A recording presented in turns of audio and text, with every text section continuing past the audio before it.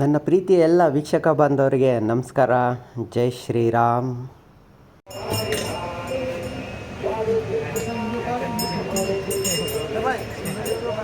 ಈ ವಿಡಿಯೋ ನೋಡಿದ ಮೇಲೆ ಮತ್ತು ಇಲ್ಲಿನ ವಾಯ್ಸ್ ಕೇಳಿದ ಮೇಲೆ ಖಂಡಿತವಾಗಿ ಎಷ್ಟೋ ಜನರಿಗೆ ಗೊತ್ತಾಗಿದೆ.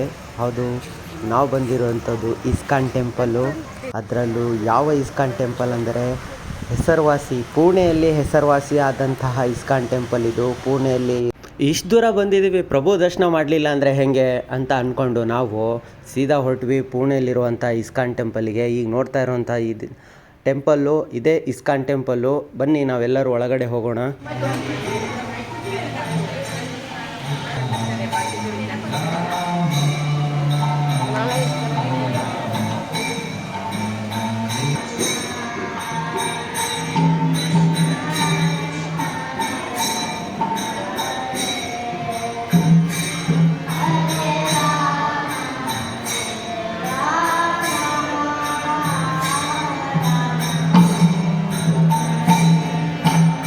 ಪೂರಿಯಲ್ಲಿರುವಂತಹ ಪ್ರಭು ಸೀದಾ ಬಂದು ಇಲ್ಲೇ ನೆಲೆಸಿದ್ದಾರೆ ನೋಡಿ. ಪೂರಿ ಜಗನ್ನಾಥಗೂ ನಾವು ಇಲ್ಲೇ ನೋಡ್ದಂಗಾಯಿತು.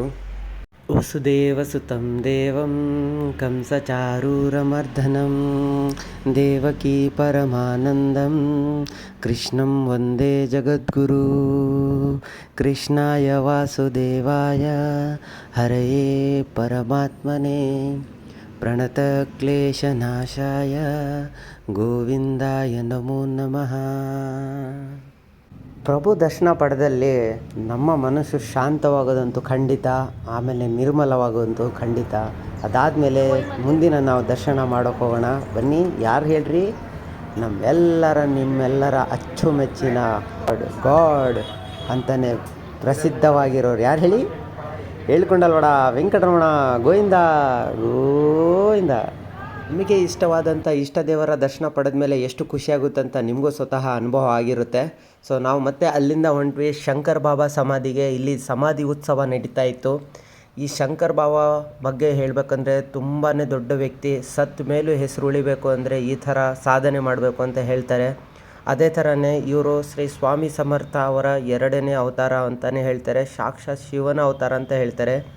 ಇಡೀ ಪುಣೆಯಲ್ಲಿ ಇವರದೇ ಇದು ಸಮಾಧಿ ಉತ್ಸವ ಅಂತ ಮಾಡ್ತಿದ್ದಾರೆ. ಎಲ್ಲ ಕಡೆಯಿಂದನೂ ಜನ ಇಲ್ಲಿ ಬರ್ತಾನೆ ಇದ್ದಾರೆ ನೋಡಿ. ಈಗ ನಾವು ಬಂದಿರೋಂಥ ಸಮಯ 9 ಗಂಟೆ ಆದರೂ ಕೂಡ ಜನ ನೋಡಿ ಈ ಲೆವೆಲಿಗೆ ಇದ್ದರು ಜನ. ಸೊ ದರ್ಶನ ಮುಗಿಸ್ಕೊಂಡು ಅಲ್ಲಿಂದ ನಾವು ಮತ್ತೆ ಮುಂದಕ್ಕೆ ಹೊರಟ್ವಿ. ಒಂದು ಒಳ್ಳೆ ಡಿನ್ನರಿಗೆ ಹೊಂಟ್ವಿ. ಎಲ್ಲ ಫ್ಯಾಮಿಲಿ ಎಲ್ಲರ ಜೊತೆಗೆ ಹೋಗ್ಬಿಟ್ಟು ಒಂದು ಒಳ್ಳೆ ಡಿನ್ನರ್ ಮುಗಿಸ್ಕೊಂಡು ಈ ದಿನನ ಇಲ್ಲೇ ನಾವು ಸಂಪೂರ್ಣ ಮಾಡಿದ್ವಿ. ಮತ್ತೆ ನಾವು ಮುಂದಿನ ವಿಡಿಯೋದಲ್ಲಿ ಸಿಗೋಣ. ಅಲ್ಲಿವರೆಗೂ ಎಲ್ಲರಿಗೂ ನಮಸ್ಕಾರ. ರಾಧೇ ರಾಧೇ.